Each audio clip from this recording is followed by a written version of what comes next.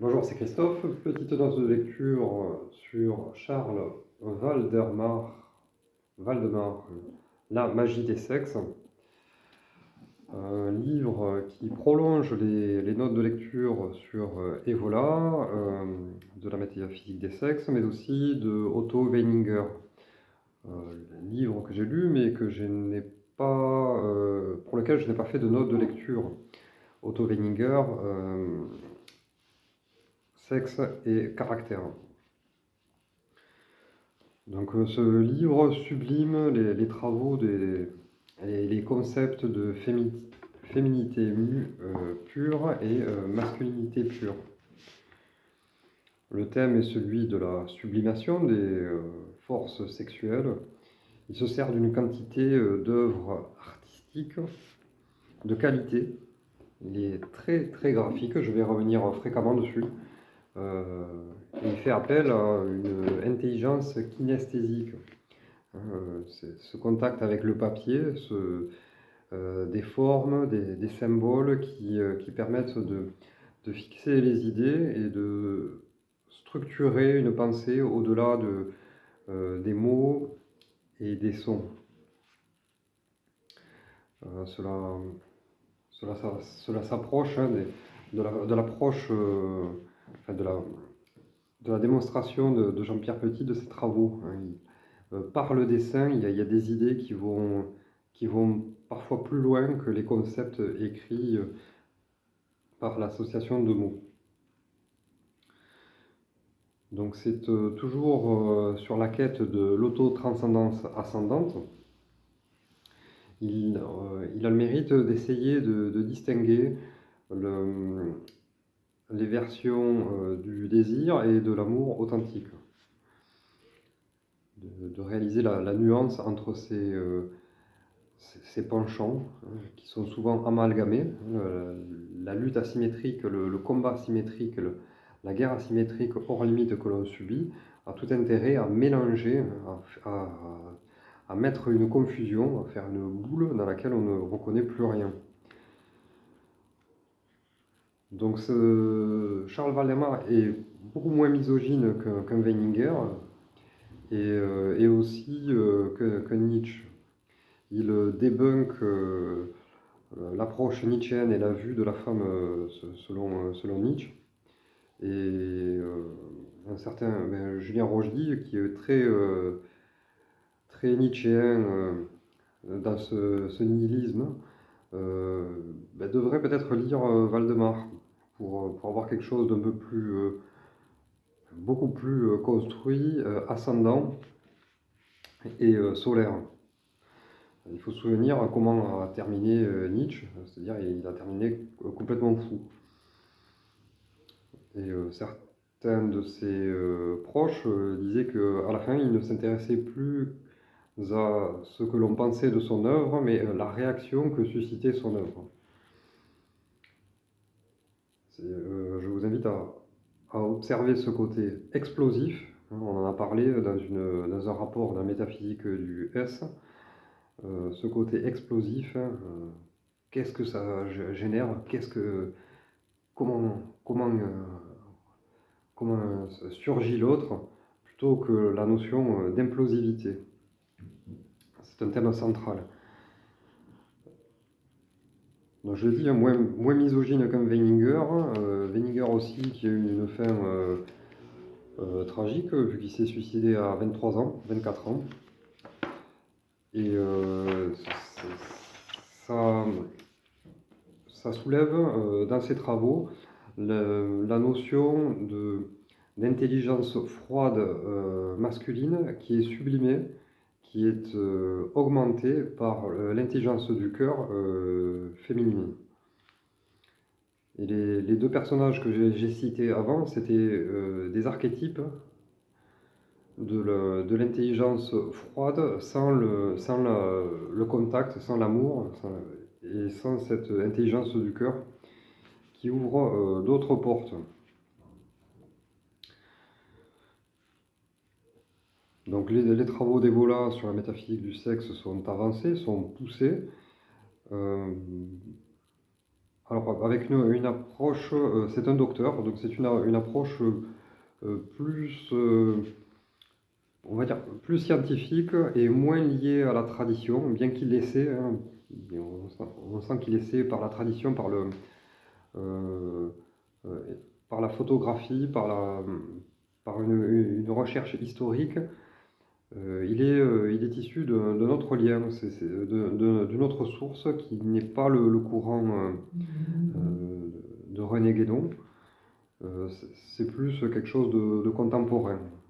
Il a le mérite d'essayer, et ses livres graphiques permettent de dégrossir, vraiment de nuancer le côté passionnel et le côté amour véritable.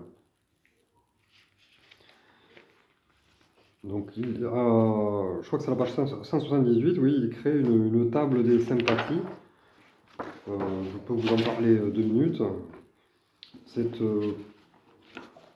quand même assez parlant.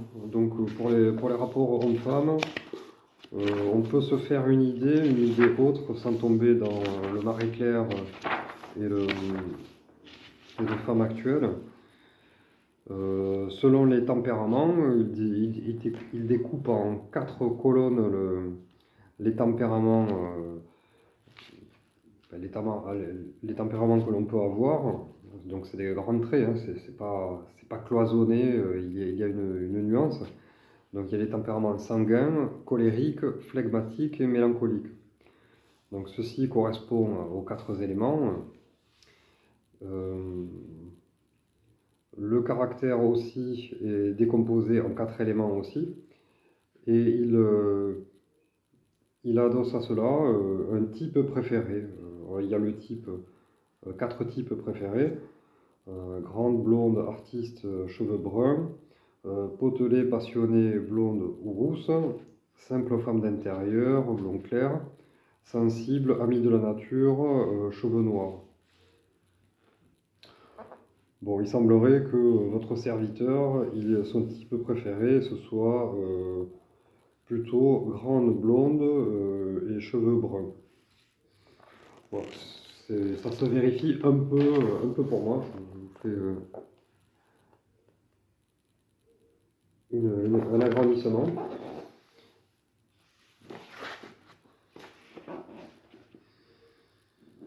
Mais ça permet déjà de dégrossir un petit peu, de se faire une idée, hein,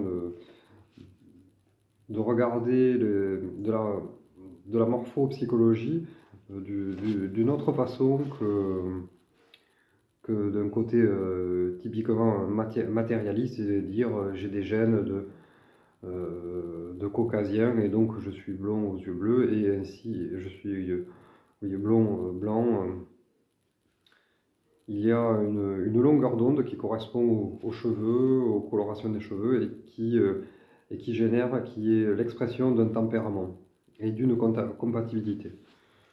Cette partie est plutôt intéressante. Il compare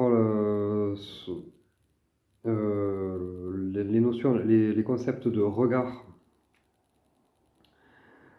qui sont extrêmement actifs chez les mystiques, chez les prophètes et chez les magnétiseurs, et aussi chez les grands séducteurs.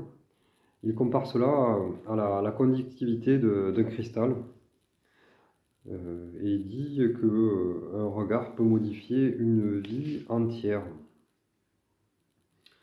Il cite des exemples assez étonnants de l'histoire.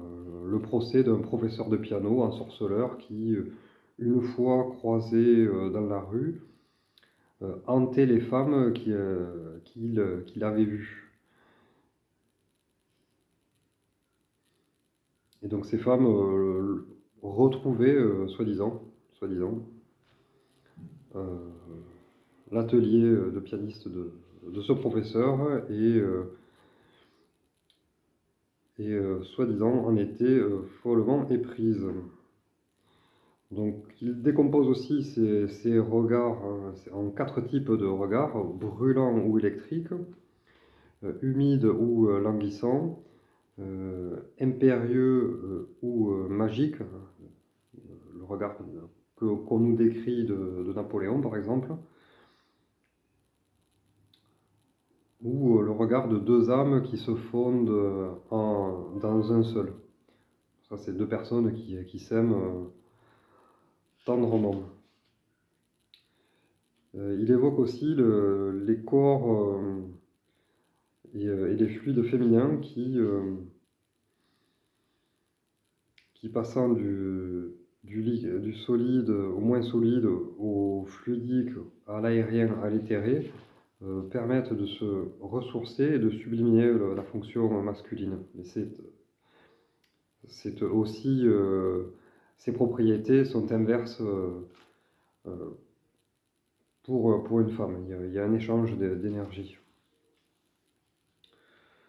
Donc, il évoque également les notions de couple harmonieux. Donc, c'est un livre très complet. Donc, je ne vais pas aller dans tous les détails. J'ai relevé des choses intéressantes. Donc, au niveau du couple, c'est intéressant de démontrer une partie physiologico-électromagnético, tout attaché, biologique. Voilà, c'est, le côté physiologique, le côté électromagnétique et le côté biologique se lient et marchent ensemble. Il évoque le rayonnement magnétique d'une femme. Une femme aimée, mais rayonne de façon magnétique, comme un homme aimé rayonne au sens magnétique. Et leur bienfait, enfin, le bienfait de cette union bien comprise, les conduisent à un autre plan, le plan métaphysique dont parle Evola. Valdemar est plus limité hein, au sens métaphysique. Je pense que c'est son niveau scientifique sans accès à la transcendance et c'est ce qui va influer sur la note finale que l'on donne à ce bouquin, dans cette recherche. Il cite aussi quand même dans l'histoire des choses un peu stupéfiantes, comme une femme qui aurait trop regardé ou trop été en contact avec des lionceaux du zoo lorsqu'elle portait son enfant. Et à la naissance, les gamins, les enfants auraient eu je crois que c'était un frère et une sœur, auraient eu des griffes et des mains velues. Donc c'est des exemples comme ça. Mais aussi, il nous parle des enfants de Sparte, qui étaient particulièrement beaux. Alors, il explique que les mères étaient dans leur chambre avaient des statues d'Adonis, d'Apollon, d'êtres mythiques sublimes. Et ces représentations s'imprégnaient dans le corps féminin. Également, une histoire d'une ethnie éthiopienne qui avait une statue d'Andromède. Une mère avait une statue d'Andromède vraiment avec une blancheur incroyable. Et l'enfant qui est né de cette union a stupéfait un petit peu les attentes, vu qu'il était blanc. Bon, alors les matérialistes nous diront que c'est une histoire d'ADN, mais bon, il faut lire et sentir ce qu'il y a entre les lignes.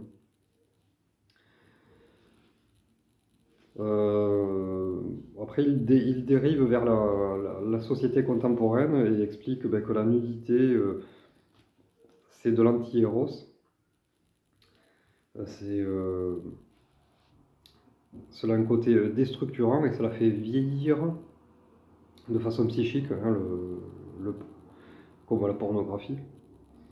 Cela fait vieillir avant l'heure, que ce soit les hommes ou les femmes.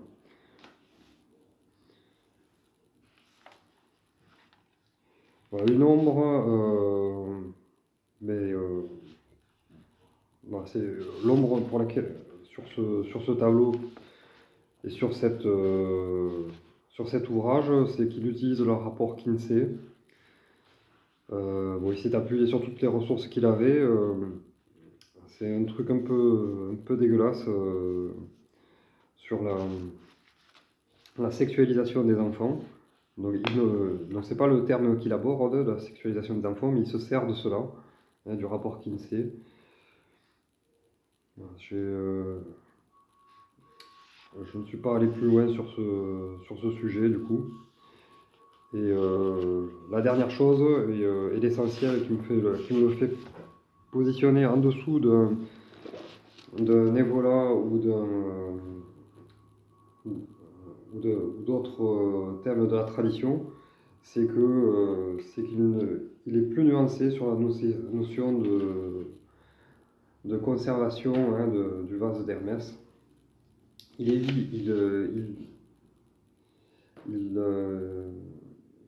conseille effectivement de garder au maximum l'énergie vitale, hein, de ne pas renverser ce vase, mais il est assez nuancé, et c'est ce qui fait que on donnera une note un peu plus nuancée à ce livre. Donc c'est un bon livre pour l'aspect graphique. Je vous montre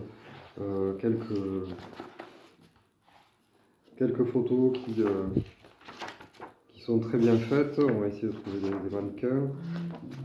Donc pour aider à nuancer, voilà, bon, aujourd'hui ça paraît être des trucs très soft, mais ça a un côté, voilà, on voit des visages plutôt gracieux, puis après de la nuance avec une partie déviante, et le jeune auteur peut se faire une idée de psychisme déviant, et puis d'une grâce plutôt naturelle, d'une beauté, on va dire, ascendante. D'autres schémas, je ne sais pas si vous en avez trouvé, plus simples, mais aussi qui permettent de véhiculer la pensée. Voilà. Je vous souhaite beaucoup de courage, de nuances. Ce livre, il sera en bonus pour le meilleur commentaire. Je vous l'envoie franco chez vous, ou chez votre voisin, ou chez votre facteur. Il n'y en a plus de facteur, chez votre boulanger. Voilà. Force, courage et honneur et amour. À bientôt.